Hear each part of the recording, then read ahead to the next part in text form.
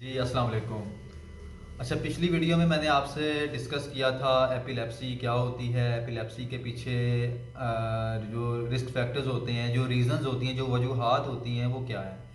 वो मैंने बड़ी डिटेल से आप लोगों को बताई हैं। और उसके बाद एपिलेप्सी जिनको डायग्नोस हो चुकी होती है, मिर्गी का मसला जिनको डायग्नोस हो चुका होता है, ज़िंदगी में जब मेडिसिन तो ले रहे होते हैं, लेकिन उनमें कुछ ऐसे फैक्टर्स होते हैं जो कि स्टिल पेशेंट को एपिलेप्सी या झटका जो है वो दोबारा करवा सकते हैं। और उसमें जो ट्रिगरिंग फैक्टर्स होते हैं, जो इस तरह के फैक्टर्स जो वजूहात बन रहे होते हैं, वो मैंने आपसे वो डिस्कस किए हैं पिछली वीडियो में। अभी जो ये वाली वीडियो है, इसमें आपसे मैं डिस्कस करूँगा जी फ़र्स्ट एड हमने एपिलेप्सी में। बेसिकली तो ये एक इमरजेंसी होती है, सीधी सी बात है। लेकिन घर में एकदम पेशेंट को फिट्स हो गए हैं, झटके लगना शुरू हो गए हैं, और उस टाइम पे आपने क्या करना है। ठीक है, उस टाइम घर वाले जो बंदे होते हैं जिनको मेडिकली तौर पे कुछ भी नहीं पता, लेकिन कम से कम ये चीज़ें ज़रूर पता होनी चाहिए जो अभी आपको बताने जा रहा हूँ। ये वो चीज़ें हैं जिसके करने से ज़्यादातर परसेंट चांसेस हैं कि पेशेंट हॉस्पिटल तक पहुंचने तक का काफ़ी बेहतर हो चुका हुआ होगा, या मज़ीद उसमें कोई कॉम्प्लिकेशन नहीं आएगी उसकी बीमारी में। तो चलिए चलते हैं अभी नेक्स्ट हम अपने इस तरह के टॉपिक के ऊपर। तो उसमें फ़र्स्ट एड एट होम कैसे किया जाए, फ़र्स्ट एड कैसे की जाए। उसमें पहला स्टेप ये है कि डू नॉट पैनिक। अपने आप को कभी भी पैनिक नहीं करना, फौरी तौर पे जो है वो अपने आपे से बाहर नहीं हो जाना, परेशान नहीं हो जाना, हाथ पाँव नहीं छोड़ देने अपने। पेशेंट तो पेशेंट है, वो तो चलो उसको फिर शुरू हो चुके हैं, लेकिन उस देर पे आपने अपने आप के ऊपर काबू रखना है। काम डाउन, कीप काम, और बिल्कुल पैनिक नहीं होना। पहला स्टेप तो ये है। ठीक है। नेक्स्ट स्टेप क्या करना है कि पेशेंट को जब उस पेशेंट को जो फिट्स हो रहे हैं, आपने फौरी तौर पे उसकी पोजीशन चेंज कर देनी है। उसकी साइड सीधा लेटा हुआ होता है, जब फिट्स जब भी हो रहे हैं सीधा, मोस्टली पेशेंट जो है सीधे लेटे होते हैं, या गिर जाते हैं, खड़े गिर जाते हैं, गिर के सीधे जैसे गिरते हैं, या उल्टे गिर, जैसे भी जिस पोजीशन में भी हुआ आपने उसको बिल्कुल साइड पोजीशन पे कर देना है। उसकी वजह क्या होती है कि जब पेशेंट को फिट्स आ रहे होते हैं तो उसमें एकदम से उसको उसकी ज़ुबान नीचे आ रही है, दांतों के नीचे। जब दांतों के नीचे ज़ुबान आएगी, ब्लीडिंग हो जाएगी। ठीक है। उसको उल्टी आने के चांस होंगे, अगर उसने खाना खाया हुआ है फ्रेशली तो उसके उल्टी आने के चांस होंगे। जैसे ही जब उसने झटके लेने हैं, पूरी बॉडी को झटके होंगे, वॉमिट आएगी, और वॉमिट बाहर निकलने के बजाय उसकी सारी जो सांस की नाली है उसके ज़रिए चेस्ट में जमा हो जाएगी। यहाँ से पेशेंट जो है वो 90 to 95% ख़राब हो चुका होता है, वो उसकी हालत बिगड़ चुकी होती है, क्रिटिकल हो चुका होता है। ठीक है। तो ये सबसे पहला काम तो अपने आप को पैनिक करना है। दूसरा काम आते पेशेंट की फ़ौरन साइड चेंज कर देनी है, उसको साइड वाइज कर देना है, ताकि उदाहरण आ अगर वो ब्लीडिंग हो रही है दांत से, मुंह से, या कोई वॉमिट कर रहा है तो फौरी तो वो वॉमिट जो है वो बाहर मुंह से निकले, ना कि सांस की नाली में जमा हो जाए। ठीक है। उसके बाद नेक्स्ट स्टेप हमारे पास आता है, put something soft under the patients head. जब पेशेंट मतलब फिट्स की पोजीशन में आ गया है, फिट्स हो रहे हैं, उसको ज़मीन के ऊपर है, या किसी चारपाई के ऊपर है, या बेड के ऊपर है, आपने फ़ौरन कोई नरम चीज़ उसके सर के नीचे रख देनी है।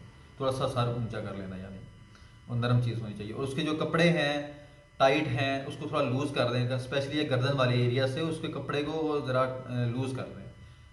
ठीक है, ताकि वो चोकिंग ना हो उसको, क्योंकि एकदम मसल स्ट्रेच हो रही होती है, मसल स्ट्रेचिंग से जैसे गर्दन टाइट होती है, उस टाइट होने से चोकिंग होना जो है उसका जो मसला हो सकता है।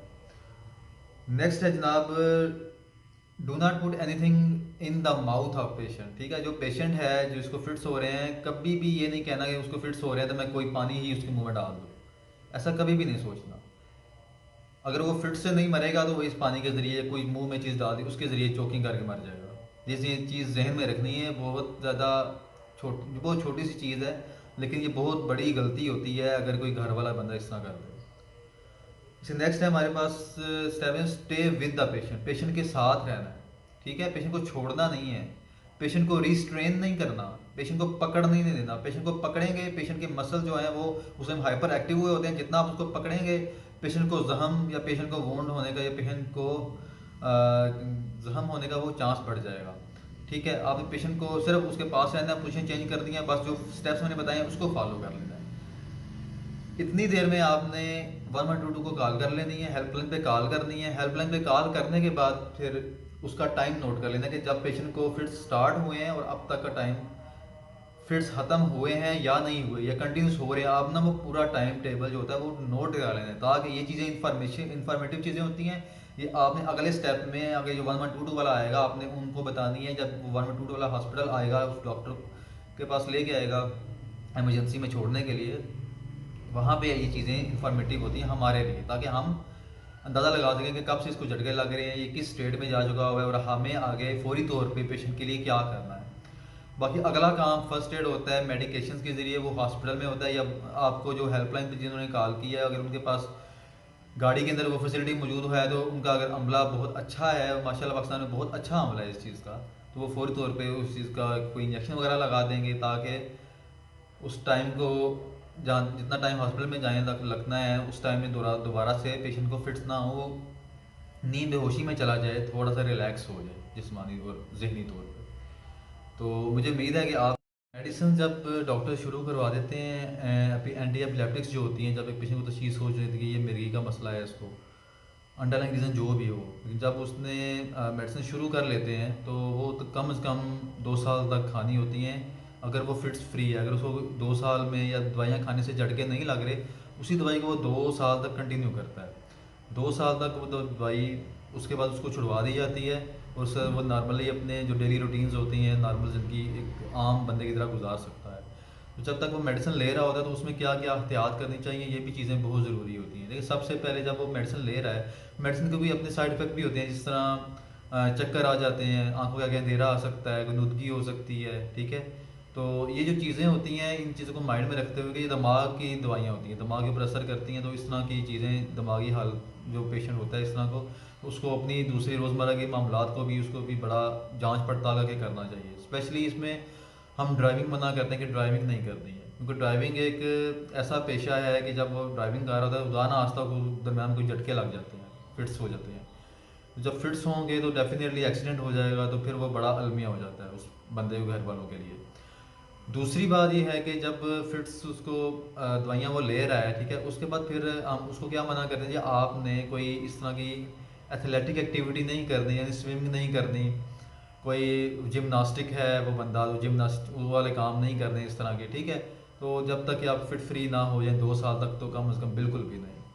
तो ये एहतियात करनी होती है, दवाई बिल्कुल स्किप नहीं करनी, खाना स्किप हो जाए दवाई कभी स्किप नहीं करनी। दवाई एक भी स्किप कर दोगे, अगली दफ़ा दवाई से पहले हॉस्पिटल में लैंड करोगे कि ये दोबारा झटके इसको शुरू हो गए हैं, क्योंकि दवाई की जो मकदार थी वो अपने टाइम पे ख़त्म हो गई है, अगली दवाई की ज़रूरत थी जो उसने ली नहीं है, तो वो दोबारा से झटके शुरू हो जाते हैं किसी भी तरह से। तो बस ये एहतियात करनी होती है, तो इंशाल्लाह आपकी जो जो भी पेशेंट से रिलेटेड चीज़ है वो सही हो जाएगी। इसके अलावा कोई क्वेश्चन है कुछ भी, आप मुझसे कमेंट्स में पूछ सकते हैं, फ्रीली किसी किस्म का भी क्वेश्चन पूछ सकते हैं। और मुझे उम्मीद है कि मेरी वीडियो से आपको काफ़ी फ़ायदा हो रहा होगा, और इंशाल्लाह इसी तरह मेरे साथ रहिएगा। तो मिलते हैं किसी अगली वीडियो में। आप अल्लाह हाफिज़।